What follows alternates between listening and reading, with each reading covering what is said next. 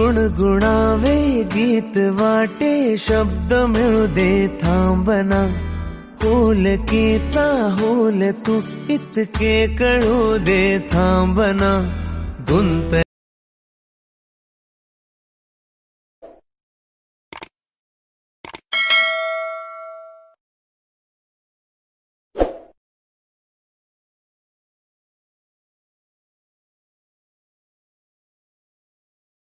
Hello friends, welcome back to our channel.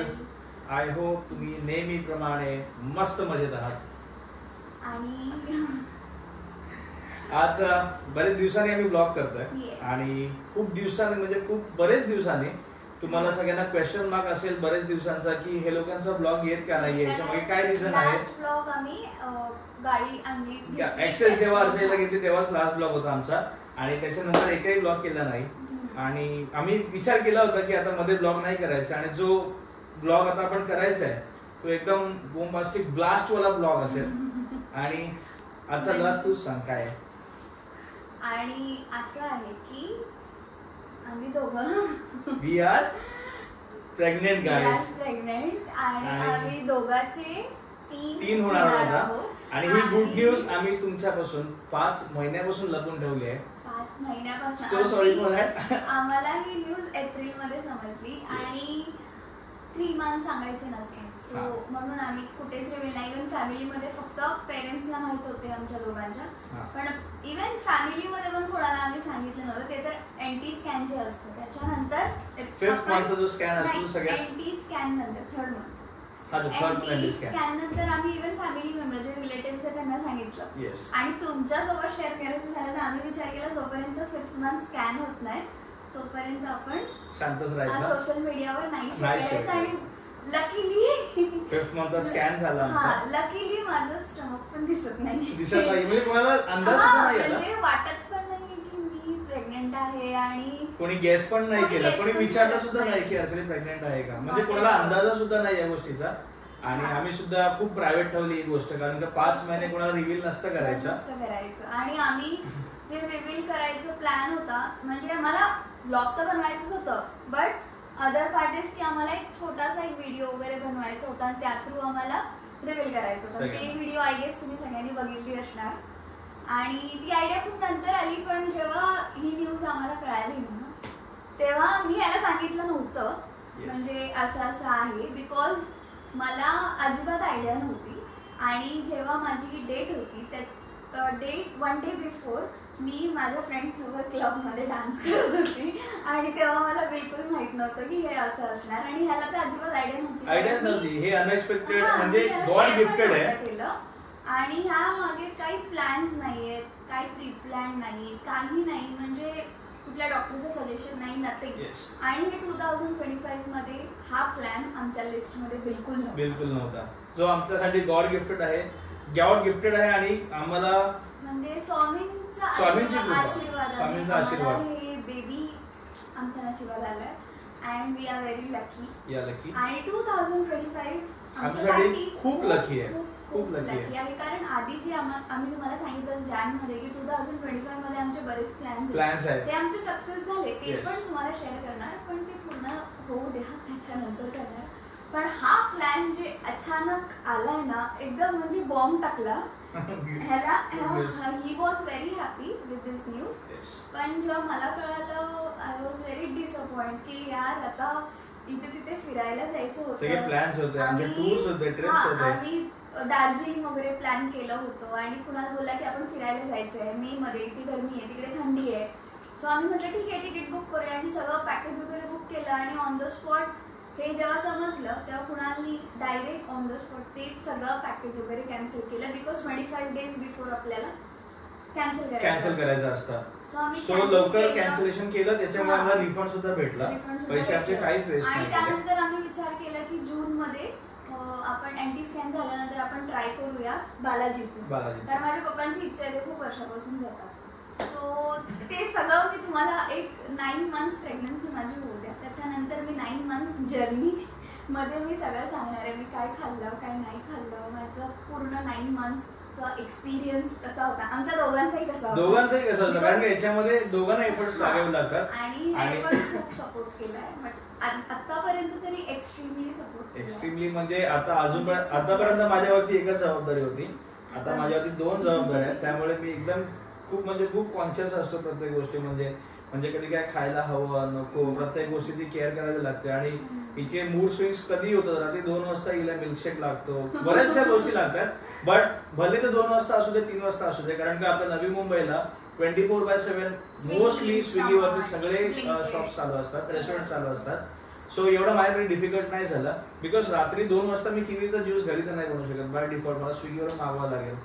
But juice, सकाळी नारळ पाणी, सगळे पॅम्परिंग, तिच्या सगळ्या गोष्टी तिला हवं नको ते सगळं बघायचं, म्हणजे स्केड्यूल माझ्यासाठी थोडंसं डिफिकल्ट होतं because night shift starting 3 months because माझे नाईट शिफ्ट तर एवढे हालत झाले ना आमचे लिटरली. नाही ते मी सांगणार आहे, पण 9 months पूर्ण जर्नीमध्ये पण एवढे लिटरली म्हणजे खाण्यापिण्याच्या सगळ्या बाबतीत खूप हाल झाले, कारण आम्ही दुसऱ्या ठिकाणी राहत होतो.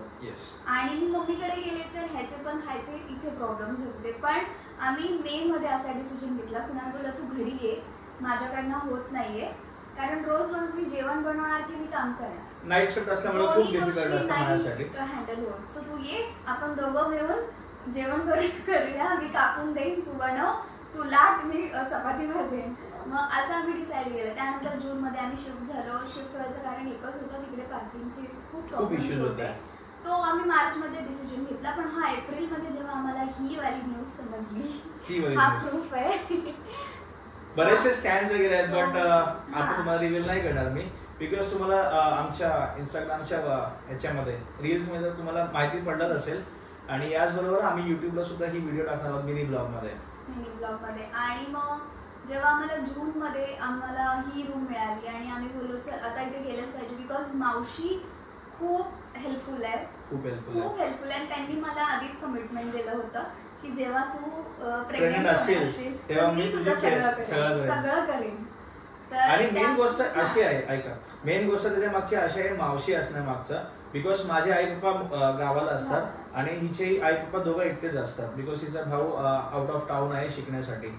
सो माझ्या आई पप्पांचा प्रॉब्लेम असा की माझी आई जर हिची टेक केअर करायसाठी आली तर पप्पांचा हाल होतात, आणि हिची मम्मी जर आली इकडे हिच्या पप्पांचे हाल होतात, दोन्ही पप्पांचेच प्रॉब्लेम आहेत. त्याच्यामुळे इट्स बेटर मी हिला बोललो की आपण मावशीला ठेवूया, सकाळी ब्रेकफास्ट पासून रात्री डिनर पर्यंत सगळंच मावशी करते आमचा. त्यामुळे मला जास्त त्रास नाही होत, बिकॉज माझी नाईट शिफ्ट असल्यामुळे मी दिवसा हिला जे काय हवं नको ते मी नाही बघू शकत, त्याच्या सगळ्या गोष्टी तिच्या मावशी सगळं हँडल करते. नारळ पाणी पासून पण कधी कधी मावशीच मला आणून देते सकाळची. पण जे स्टार्टिंगचे 3 months होते ना तिथे मला खूप नीड होती, आणि तेव्हा मी घरी जात होते, म्हणजे घरी 10 दिवस, 1 हफ्ता इकडे, 1 हफ्ता आई वगैरे यायची. पण लास्टला त्यांना पण यायला जमत नव्हतं, मलाही तिकडे जमत नव्हतं आणि ह्यालाही एकटं इकडे जमत नव्हतं. सो हा सगळा प्रॉब्लेम एकच ठिकाणी येऊन थांबतो, मावशी. आणि या सगळ्याचं सोल्युशन एकच आहे, मावशी. सो आम्ही इथे आलो आणि खूप रिलॅक्स वाटते. इथे आल्यापासून खूप म्हणजे आमची जी जर्नी, प्रेग्नन्सी जर्नी स्मूथ झाली आणि स्मूथ झाली. डिफिकल्टीज आम्हाला काहीच नाहीये, देवाच्या कृपेने, स्वामींच्या कृपेने कसलेच डिफिकल्टीज नाहीयेत. Everything is fine.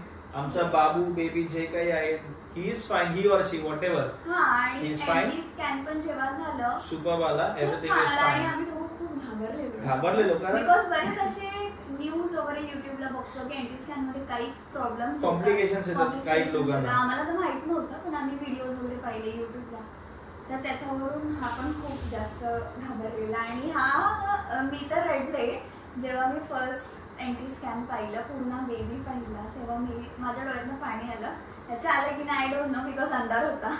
पप्पा रडून दाखवत नसतो. खूप अंधार होता. सो आम्ही म्हटलं चलो ड्युअल मार्कर स्कॅन आणि एंटी स्कॅन, जे काय ड्युअल मार्कर ब्लड टेस्ट सगळं काही व्यवस्थित आलं. मग त्याच्यानंतर आलं 5th month anomaly scan. Anomaly scan सगळ्यात इम्पॉर्टंट स्कॅन असतो, ज्यामध्ये बाबूचे ब्रेन डेव्हलपमेंट पासूनचे lungs, spine, heart pumps, heart beats, heart मध्ये किती चेंबर आहे, चेंबर किती आहेत, ते सगळं, फिंगर्स, लेग्स, लेग स्ट्रेट आहेत की नाही, फिंगर्स नीट आहेत की नाही, हँड स्ट्रेट, या सगळ्या गोष्टी आपल्याला ॲनोमली स्कॅनमध्ये समजतात 5th मंथच्या. त्याचा आम्ही आतुरतेने वेट करत होतो आणि मी हिला सांगितलं होतं स्ट्रिक्टली की जोपर्यंत 5th मंथचा स्कॅन आपल्याला परफेक्ट भेटत नाही तोपर्यंत आपण कोणालाच सांगायचं नाही. आणि इव्हन आम्ही रिलेटिव्हजला आणि फॅमिली मेंबरलाही सांगितलं जोपर्यंत 5th मंथ स्कॅन होत नाही तोपर्यंत बाहेरच्या लोकांना काही सांगू नका. अपार्ट फ्रॉम रिलेटिव्स बाहेरच्या लोकांना काही सांगू नका. कारण या सगळ्या गोष्टी खूप कॉम्प्लिकेटेड असतात आणि याच्यामध्ये असं नाही की काही दुसऱ्या गोष्टी related scientific reasons by default. Because आजकाल जे आपल्या खाण्यामध्ये खूप सारे चेंजेस आहेत तर कोणाला काय प्रॉब्लेम कधी नाही गेले तर काहीच सांगता येत नाही. सो त्याचं तेच की आम्हाला खूप सरप्राइझिंग आहे ही गोष्ट. आणि तुम्हाला कसं वाटतं नक्कीच अनबिलिव्हेबल अनएक्सपेक्टेड. बट वी प्रे टू स्वामी की आमचं सगळं चांगलं झालंय. आम्हाला जी गोष्ट हवी होती ती आम्हाला फायनली भेटली आहे. आम्ही अचानक भेटली आणि म्हणजे खूप चमत्काराची गोष्ट आहे. मला ज्या मंथ मध्ये हवं होतं ना म्हणजे जे मंथ मी सिलेक्ट केलं होतं त्याच मंथ मध्ये मला भेटलं पाहिजे त्याच मंथ मध्ये भेटते. आणि माझी जी ड्यू डेट आहे ना ती ट्रस्ट मी त्या दिवशी त्यांचीच कृपा आहे. म्हणजे त्याच्या पुढे माझे कधी होणार आय डोंट नो पण ती जी डेट आली ना ते दत्त जयंती डेट आली आणि एवढं म्हणजे आम्ही हे झालो की यार म्हणजे जेव्हा मला समजलं मी म्हटलं किती ना म्हणजे किती शॉकिंग आहे हे. म्हणजे सगळं त्यांच्याच प्लॅन नुसार जे काही झालं ते त्यांनीच सगळं ठरवलंय. त्यांच्या आशीर्वादाने सगळं झालंय आणि आय एम व्हेरी ग्रेटफुल की ते आमच्या दोघांच्या पाठी आम्हाला कसल्याच गोष्टीचा प्रॉब्लेम नाही. इव्हन बेबीच्याही पाठी ते आहे. बिकॉज मी जेव्हा मला ही न्यूज समजली मी तेव्हा त्यांच्याकडे हात जोडून एकच प्रार्थना केलं की माझ्या बेबीचं रक्षण तुम्ही करा जोपर्यंत गर्भात आहे. बाहेर आल्यावर आम्ही दोघं आहोतच आणि तुम्ही पण आहातच. तुमच्या ब्लेसिंग्सची गरज आहे मला सध्या. आता शेवटचे 3-4 मंथ्स जे आहेत आमचे ते खूप क्रुशियल आहेत आमच्यासाठी. त्यामुळे आम्ही जास्त करून तरी अवॉइड करू ट्रॅव्हल करण्यासाठी. कारण स्ट्रिक्टली आम्ही ट्रॅव्हल अवॉइड करतोय आता बाहेर जाण्यासाठी. बिकॉज तिला सुद्धा खूप त्रास होतो. पण आम्ही असं नॉर्मली देवस्थानाकडे जातोय म्हणजे करतोय आम्ही थोडाफार म्हणजे थोडा फ्रेश वाटतो. बिकॉज थोडं आउटिंग सुद्धा पाहिजे. बिकॉज 3 मंथ्स तिला उलट घरात बसून बसून कंटाळा येतो. तिला असं बाहेर फिरायची इच्छा होते. मला असं वाटतं ना की मी नेचर बघावं मी असं फ्रेश एअर घ्यावं. मला असं फील होतं आणि तिकडे मी होते तर मला खूप सफोकेशन व्हायचं खूप इरिटेशन आणि मी नुसती बेडवर झोपून राहायचे. अजून एक माझा पर्सनल एक्सपिरियन्स तुम्हाला सांगायचा आहे. वॉमिटिंग वगैरे खूप जास्त अतिशय. आणि जेव्हा तुम्ही त्या 3 मंथ्स मध्ये मी कुठलाही ब्लॉक केला असता आउटिंगचा त्याच्यामध्ये विदिन अ मिनिट पब्लिकनी कॅच केलं असतं की शी इज प्रेग्नेंट. बिकॉज तो जो ग्लो होता ना तो लिटरली दिसत होता आणि सगळ्यांनी कॅच केलं असतं की हिला काहीतरी झालंय. बिकॉज 57 वेट पासून माझा डायरेक्ट 48 वेट झाला होता. आणि वेट लॉस खूप झालं खूप वेट लॉस. आणि तो मला मिरर मध्ये मी जेव्हा जात होते मला स्वतःला ते बघवत नव्हतं की यार एवढा वेट लॉस. सो आम्ही डिसाईड केलं की 3 मंथ्स त्या कंडिशन मध्येच होतं. आपण वेट एंड जॉयला गेलो होतो तेव्हा मी 2nd मंथ प्रेग्नेंट होते. तेव्हा सुद्धा आम्ही पाण्यामध्ये हिला म्हणजे खूप जास्त म्हणजे कमी म्हणजे नो स्लाइड्स मध्ये पाठवलं. नो म्हणजे नो स्लाइड्स स्ट्रिक्टली माझे पेरेंट्स पण सगळे नो स्लाइड्स. फक्त पूल मध्ये जायचं उभं राहायचं आणि थोडंसं मी डान्स वगैरे केला बस. तेच मी एन्जॉय केलं का कारण घरात राहून मला खूप जास्त सफोकेशन झालं. त्याच्यानंतर एनटी स्कॅन झालं आणि आम्ही गेलो लोणावळा विलामध्ये. तिकडे पण आम्हाला ब्लॉक करायचा होता पण तिकडे नाही केला आम्ही ब्लॉक. नाही केलं बिकॉज तेव्हा पण माझं मूड कारण नॉशिया खूप जास्त होती आणि त्याच्यामुळे मला असं माइंड माझं खूप डिस्ट्रॅक्ट असायचं. कारण आणि मी एवढी फूडी आहे हा पण फूडी आहे आम्ही दोघं पण फूडी आहेत. बट अगस आपण फूडी असणारच कारण आता खूप जास्त क्रेविंग्स द्यायला लागलाय पण खूप जास्त क्रेविंग. सो तेव्हा मला काही खायची पण इच्छा नाही व्हायची. सो आय वॉज लाईक की जर माझा मूडच नाही तू मला मी एकटा काय ब्लॉक करूया तूच त्याच्यामध्ये नाहीये. सो एकटा ब्लॉग मी काय करू आणि काय ते माझे रिलेटिव्ह म्हणजे माझे कझन्स होते.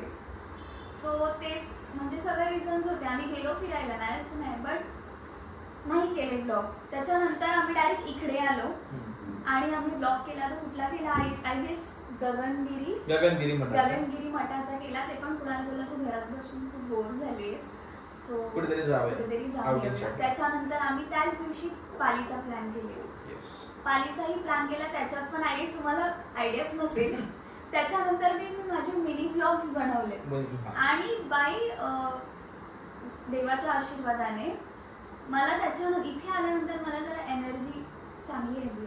सो मी उठून थोडाफार मावशीला पण हेल्प करते, त्या पण थकतात. सो मी उठून थोडाफार त्यांना हेल्प, कधी ह्याला काय खावंसं वाटलं, मला जेवढं होतं तेवढं मी माझं 100% देते की प्रेग्नन्सीमध्ये जेवढं होतंय तेवढं आपण करूया. कारण हालचाल पण नेसेसरी आहे. मला सगळे बोलतात हालचाल कर, हालचाल पण नेसेसरी आहे. ॲज पर माय एक्सपिरियन्स, मी जेवढ्या जणांकडून ऐकलं होतं की प्रेग्नन्सीमध्ये बायका खूप चिडचिड करतात, तर माझ्यासाठी हा खूप मोठा टास्क होता. पण by the grace of God की हिनी कसली अशी चिडचिड नाही केलं, इरिटेशन नाही केलं ज्यांनी मला त्रास होईल. कारण का मी जर इथे डिस्ट्रॅक्ट झालो तर माझं पूर्ण पर्सनल प्रोफेशनल दोन्ही लाईफला मी डिस्ट्रॅक्ट होऊन जातो. But thanks for her support as well, कारण का तिने तिच्या एंडपर्यंत जेवढा ती झेलू शकते तेवढं तिने स्वतःहून केलं. मला जास्त टॉर्चर वगैरे कुठल्याच गोष्टीचं केलं नाही ज्याची मला खूप जास्त भीती होती. मला जर काय असं क्रेविंग्स वगैरे आले तर मी बोलायचे याला 3 months मध्ये मी बोलायचे मी चालले घरी, हा मला जे काय खावं मी मम्मी, कारण तिकडे मावशी नव्हती ना आपल्याकडे आणि तिकडे मावशी नव्हत्या. सो मला इथे राहून मला खूप हाल होत होते.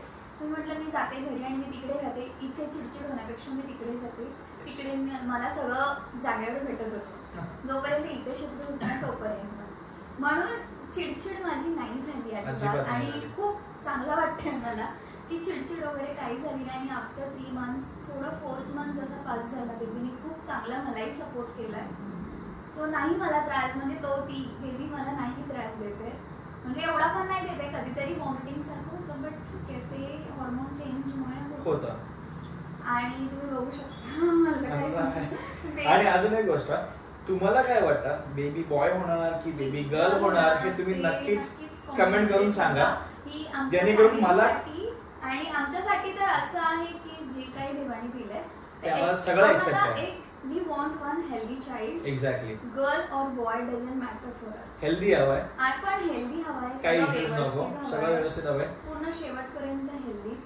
यासाठी तुमचे ब्लेसिंग्स. आणि याचबरोबर तुम्ही कमेंट करा जेणेकरून मलाही कळेल, आम्हाला दोघांना कळेल की तुम्ही किती एक्साइटेड आहात आणि तुम्हाला काय वाटतं आमच्या बेबीला बघण्यासाठी.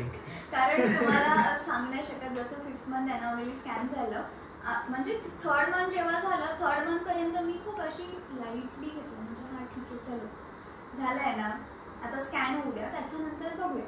म्हणजे खूप काही ऐकलंय त्याच्यामुळे एक भीती होती, तर मी खूप अशी म्हणजे कॅज्युअली घेतली, ठीक आहे चलो आहे, आपण फक्त टेक केअर करूया आणि गॉड्सला प्रे करूया, काय होऊ दे नको. पण तेही छान आलं. त्याच्यानंतर पण मी देवाला प्रे केलं की बाबा पुढे पण आता छान होते. आणि त्याच्यानंतर जेव्हा एनॉमली स्कॅन होता ना त्या दिवशी मी लिटरली घाबरले होते, कारण मी एवढा मंथ्स मी कॅरी केलाय ना आणि आता मला त्रास होत नाहीये. सो एक कुठल्याही पॉइंट साठी मला आता त्याला गमवायचं नाहीये, कारण असं नेगेटिव्ह विचार आपण करू पण शकत नाही. नेगेटिव्ह म्हणून मी देवाला म्हटलं आता मला त्याला गमवायचं नाही, कारण मी खूप काही सहन केलंय, खूप काही आम्ही दोघांनी पण टॅकल केलंय, लिटरली टॅकल केलंय. आणि हे इझी नसतं. हा लाईफ मधला एवढा क्रुशियल मुवमेंट आहे ना आपल्या कोणाच्याही लाईफ मध्ये, तुमच्याही असेल, पण हा एवढा क्रुशियल पॉइंट ऑफ टाइम आहे की आपल्याला एवढं जपावं लागतं या गोष्टीला. आता बेबी प्रेग्नन्सी मध्ये सुद्धा नाही, बाहेर आल्यानंतर सुद्धा ती आपली जी जिम्मेदारी असते ती नेक्स्ट लेवलला होते, खास करून डॅडी लोकांची आणि मम्मीची सुद्धा. कारण का हे खूप टास्क आहे, खूप मोठा टास्क आहे जे आपल्या बाबूला बेबीला मोठं करणं, त्याला चांगली शिकवण देणं, त्याला चांगल्या गोष्टी शिकवणं, इट्स अ बिग टास्क. आणि आम्ही आतापासूनच पूर्ण तयारीला लागलोय, काय केलं पाहिजे काय नाही केलं पाहिजे. आणि ह्याच्या जसं 5th month स्कॅन झालं ना आम्ही दोघं खूप हॅपी झालो अँड वी आर लाईक आता आमची क्युरिओसिटी खूप वाढली आहे, आमची फॅमिलीची क्युरिओसिटी खूप. आणि नंतर आम्ही बोललो it's the right time to disclose this thing. त्याच्यामुळे आता डिस्क्लोज कसं करायचं, तर यार एवढा आमच्या लग्नाला 1.5 वर्ष झालं, आता 2 वर्ष होतील. तर एवढी हॅपी गोष्ट डिस्क्लोज कसे करायची, तो ये पहला धमाका है तो इसको सीधा साधा डिस्क्लोज नहीं करने का. तो म्हणून विचार केला की एकदम बूम ब्लास्टिंग डिस्क्लोज करायचा. सो आम्ही ही व्हिडिओ बनवली जी तुम्ही आज बघितली आहे आपल्या इंस्टाग्रामच्या चॅनलला आणि युट्यूबला सुद्धा. कोणी बघितली नसेल तर मी डिस्क्रिप्शन मध्ये इंस्टाग्राम आयडी मेन्शन करेन, तुम्ही नक्कीच जाऊन बघा. तुम्ही म्हणजे रिलेटिव्स पण जे बघत असतील माझे, त्यांनी तुमच्याकडे इंस्टाग्राम नसेल तुमच्या पोरींना सांगा की व्हिडिओ दाखव. आणि व्हिडिओ खूप छान झाली आहे, खूप मस्त झाली आहे आणि आम्ही जे एक्सपेक्ट केलं त्याच्या बियॉन्ड झाली. आणि आम्ही ते डिस्क्लोज करण्यासाठी आम्ही व्हिडिओ चूज केला की ह्याच्या माध्यमाने आम्ही सोशल मीडियामध्ये किंवा जे आमचे रिलेटिव्स आहेत, तुम्ही युट्यूब फॅमिली झालात, इंस्टाग्राम फॅमिली झाले, त्यांना आम्ही कसं डिस्कस करू शकतो ही गुड न्यूज आणि तुम्हाला कसं आम्ही ही गुड न्यूज शेअर करू शकतो. And only this was the reason की आम्ही ते 3 मंथ्स एप्रिल मे जून आम्ही ब्लॉग नाही केले आणि त्याच्यावर आम्हाला एवढे मेसेजेस आलेत ना व्हॉट्सअपला. तुमचं भांडण झालंय का? म्हणजे पहिलं तर मला ह्याला नाही, पहिलं तर मला की काय झालंय, तुम्ही ब्लॉग नाही करत आहे, एक पण ब्लॉग नाही आलाय, काही प्रॉब्लेम आहे का? आम्ही म्हटलं असं काही नाहीये. म्हणजे प्रत्येकाच्या लाईफ मध्ये प्रॉब्लेम असतो, पण आमच्या लाईफ मध्ये ही हॅपी मुवमेंट होता. सो आम्ही खूप गप्प होतो, आम्ही खूप एक्साइटेड होतो. आणि लिटरली आम्ही आमच्या बेस्ट फ्रेंडला सुद्धा आम्ही नाही सांगितलं. आमचे जे बेस्ट फ्रेंड असेल, इच्छा असेल किंवा माझ्या असेल, आम्ही नाही डिस्क्लोज केलं कोणालाच. आणि आम्हाला खूप एक क्युरियोसिटी होती की तुम्हालाही सांगू, पण कसं 3rd मंथ पर्यंत नाही सांगायचं. आम्ही बोललो 3rd नाही 5th मंथ पर्यंत नाही सांगायचं, बिकॉज हे खूप कॉम्प्लिकेटेड थिंग्स आहेत, खूप नाजूक गोष्ट आहे. आणि आता आम्ही पण खूप जास्त एक्साइटेड आहोत बघायसाठी. आणि girl boy I don't know, पण खूप आतापर्यंत बेबी आमचा खूप हेल्दी आहे, खूप छान आहे. त्याचे सगळं काही ऑर्गॅन्स वगैरे खूप छान डेव्हलप झाले. मी सोनोग्राफी वगैरे दाखवणार बाबूला दाखवते, पण बाबूला मी 4 मंथ्स नंतर 3 मंथ्स किंवा 4 मंथ्स नंतर मी डिस्क्लोज करेन. त्यामध्ये मी काहीतरी सस्पेन्स ठेवलाय, सो तसं आम्ही रिव्हील करू. आणि याच्या आधीचे तुम्ही ब्लॉग बघितले, तुम्हाला आवडलेत आणि तुम्ही खूप प्रेम सुद्धा दिलं त्या ब्लॉग्सला. पण याच्या नंतरचे, या ब्लॉगच्या नंतरचे जे काही ब्लॉग्स येणार आहेत आणि बाबू झाल्यानंतरचे जे ब्लॉग्स येणार आहेत त्यासाठी छान असतील, खूप सुंदर असतील. आउटस्टँडिंग तुम्ही सपोर्ट केलाय खूप कमी टाइममध्ये, छान रिव्ह्यूज आहेत आम्हाला आमच्या ब्लॉगवर. पण इथून पुढे ना, कारण 5th मंथ नंतर आमचे प्लॅन्स, आमचे बेबी शॉवर साठी खूप काही प्लॅन्स आहेत. ते सगळं आम्ही तुमच्यापर्यंत शेअर करणार आहोत. आणि बेबी शॉवर पण तुम्हाला दिसेलच. बेबी शॉवरला सुद्धा सेम फोटोग्राफ, ब्लॉग, व्हिडिओ सगळं काही दिसणारच. त्यानंतरची पण जर्नी जे काय आहे ते पण दिसणार. आणि मिनी ब्लॉग वगैरे तर मी करते, बिकॉज जसं मला जमतं तसं मी करते. ह्या सिच्युएशन मध्ये डेली मिनी ब्लॉग मला टाकायला जमतच नाही, बिकॉज 5 डेज चांगले असतात, 6 डे मी बेडवर असते. त्यासाठी अधून मिनी ब्लॉग करत असतो. पण आफ्टर बेबी सुद्धा मे बी अजून, तेव्हा तर खूप डिफिकल्ट होणार आहे आमच्या दोघांसाठी, कारण बेबीला बघणार, शूट करणार की काय होणार. आणि अजून एक गोष्ट, सो हे ब्लॉग्स तुम्हाला कंटिन्यू बघण्यासाठी जे कोणी चॅनल नवीन असतील किंवा तुम्ही नक्कीच सबस्क्राईब करा आणि लाईक करा, शेअर करा आणि कमेंट करून सांगा की बेबी बॉय होणार आहे की बेबी गर्ल होणार आहे. तुम्ही किती एक्साइटेड आहात तेही आम्हाला सांगा नक्कीच कमेंट मध्ये. आणि एवढा बोलून आम्ही आमची गुड न्यूज तुम्हाला अजून एकदा सांगतो